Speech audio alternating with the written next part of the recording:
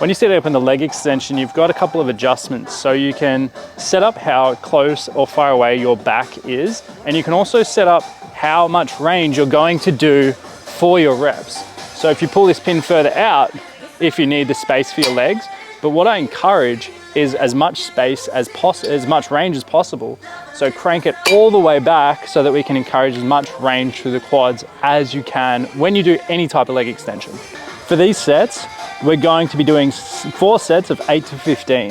The first 2 are going to be with our toes pointed out. And so we're going to be squeezing, but we're going to try and rotate the hips and the toes as far out as we can.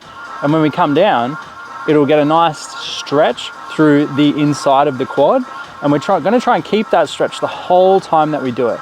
So make sure that you choose a weight that is appropriate for that position, because it's going to be a little less than your normal leg extension. Our tempo is going to be explosive. So X, hold for 2, down to 3, no pause at the bottom. And we're going to keep the same tempo for all sets. For the first 2 sets, we leave 1 rep in reserve and then 0. So we go all the way to muscular failure on the second set with our toes pointed out.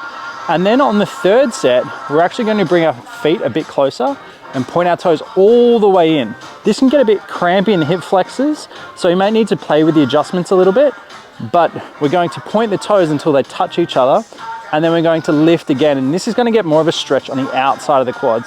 So same tempo, first set, 1 rep in reserve, second set, taking it to the point of muscular failure, which means we're doing it until we can't even squeeze out a bad rep. So it'll be keep going, squeeze, go again.